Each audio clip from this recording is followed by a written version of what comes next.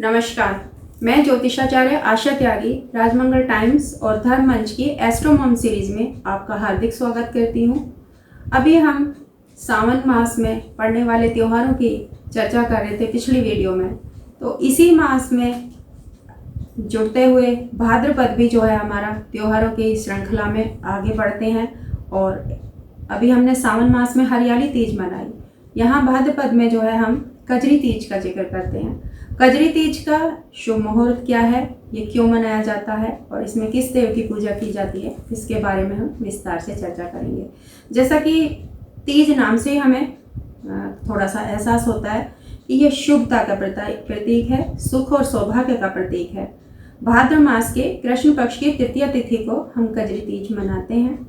कजरी तीज को बूढ़ी तीज या कजली तीज या कहीं कहीं सतुड़ी तीज भी कहा जाता है। इस दिन सुहागनें अपने पति की लंबी आयु और सुख समृद्धि के लिए व्रत करती हैं। जिस तरीके से हम हरियाली तीज पर, करवा चौथ पर 16 श्रृंगार करते हैं, उसी तरीके से सज धज कर भगवान शिव और माँ पार्वती के सामने अपने पति की सुख समृद्धि और लंबी आयु की कामना करते हैं। इसमें शिव परिवार की पूजा विशेषकर की जाती है। इस साल भादो मास के कृष्ण पक्ष की जो तीज है वो 25 अगस्त को पड़ रही है। वैसे तो 24 अगस्त को ही इसका प्रारंभ हो जाएगा, लेकिन जैसा कि एक गलतफहमी हो जाती है कई बार कि दो तिथि क्यों पड़ रही है, किसी भी त्योहार में 2 दिन का क्यों वो आ रहा है। तो वो कारण होता है कि एक तिथि स्टार्ट हो जाती है पहले दिन चंद्रोदय के समय, और उसका जो समापन है वो अगले दिन हो रहा है चंद्रोदय से पहले, तो सूर्योदय के समय वो तिथि रहेगी। तो जिस तिथि में अगर हम चंद्रमा को अर्घ्य देते हैं तो वो चंद्रोदय के समय अगर वो तिथि है तो उस दिन मनाई जाती है, और जिस तिथि में हम सूर्य को अर्घ्य देते हैं तो वो सूर्योदय के समय मनाई जाती है। तो इस बार जो ये तिथि है ये 25 अगस्त को पड़ रही है। धार्मिक मान्यता के अनुसार महिलाओं के व्रत से प्रसन्न होकर भगवान शिव, माँ पार्वती और गणपति जी सपरिवार सुख सौभाग्य का वरदान देते हैं। उनकी सभी मनोकामनाएं पूरी करते हैं। उनके घर में कोई भी दुर्घटना या कोई भी अशुभ काम नहीं होता है। महिलाएं भगवान शिव और मां पार्वती से सुखी वैवाहिक जीवन की कामना करती हैं, अपनी संतान के लिए वृद्धि मांगती हैं।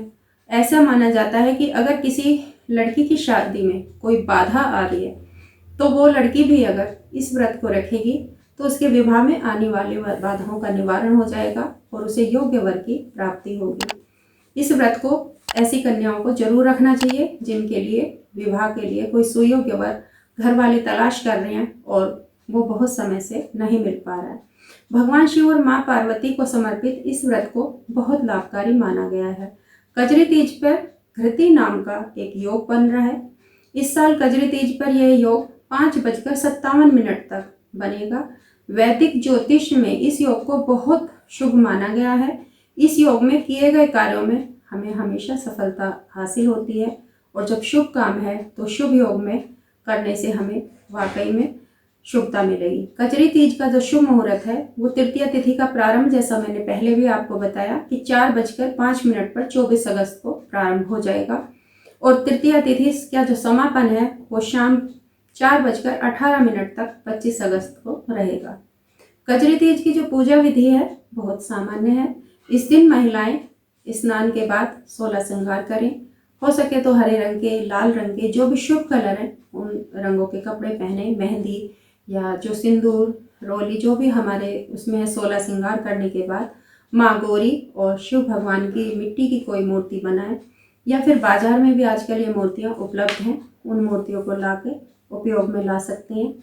जो व्रत करने वाली महिलाएं या कन्याएं हैं वो माता गौरी और भगवान शिव की मूर्ति को एक चौकी पर, जो लकड़ी की चौकी होती है, उसे पाटा भी बोलते हैं कहीं कहीं पर, उस पर लाल रंग का एक वस्त्र बिछाकर स्थापित करें। इसके बाद वे शिव गौरी का विधि विधान से पूजन करें। उसमें माँ गौरी को सुहाग की जो 16 सामग्रियां हैं उनको अर्पित करें। वहीं भगवान शिव को बेलपत्र, गाय का दूध, गंगाजल, धतूरा, भांग आदि चढ़ाएं। घर का बना हुआ कोई भी दूध का मिष्ठान उनको समर्पित करें। फिर धूप और दीप दिखाकर माँ गौरी की, पहले गणपति जी की, फिर माँ गौरी की, शिव जी की आरती करें। शिव गौरी की कथा सुने। इस दिन गाय की पूजा को भी बहुत महत्व दिया गया है। गाय की पूजा करने से हमारे घर के वास्तु दोष खत्म होते हैं, हमारे घर के पितृ दोष खत्म होते हैं। तो इसलिए इस दिन गाय की पूजा करने के साथ साथ उसको गुड़ और चना खिलाएं और अपना व्रत पालन करें। यह व्रत चंद्रोदय के बाद खोला जाता है। कजरी तीज को भी करवा चौथ से कुछ मिलता जुलता ही जो हम करते हैं माना गया है। इसमें पूरे दिन का व्रत रखते हैं व्रत करने वाले और शाम को चंद्रोदय के बाद ये व्रत खोला जाता है। कजरी तीज के दिन जौ, गेहूं, चने और चावल के सत्तों में घी और मेवा मिलाकर तरह तरह के पकवान बनाए जाते हैं। चंद्रोदय के बाद भोजन करके व्रत खोला जाता है। चंद्रोदय के समय अगर आपके घर में छोटे छोटे बच्चे हैं, कोई बच्चा बहुत चिड़चिड़ाहट में है, मानसिक रूप से अस्वस्थ है, किसी चीज़ को याद करने में उसको परेशानी आ रही है, तो आप जब चंद्रमा को अर्घ्य दे रहे हैं तो अपने बच्चे को अपने साथ रखें, उसको मून के दर्शन कराएं।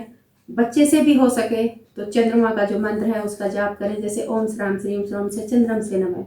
क्योंकि चंद्रमा का मंत्र जाप करने से बच्चों का कॉन्फिडेंस लेवल बढ़ता है और जो बच्चे बहुत जल्दी जल्दी कोल्ड कफ या इन बीमारियों से ग्रस्त हो जाते हैं तो उनका वो लेवल भी थोड़ा सा अप होता है, एक तरीके से इम्यूनिटी उनकी बढ़ती चली जाती है।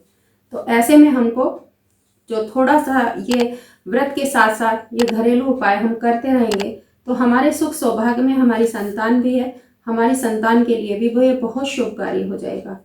तो अपने सुख सौभाग्य के साथ साथ अपने पूरे परिवार की मंगल कामना करते हुए इस व्रत को कीजिए और मेरी ओर से आप सभी को कजरी तीज की हार्दिक शुभकामनाएं। नमस्कार।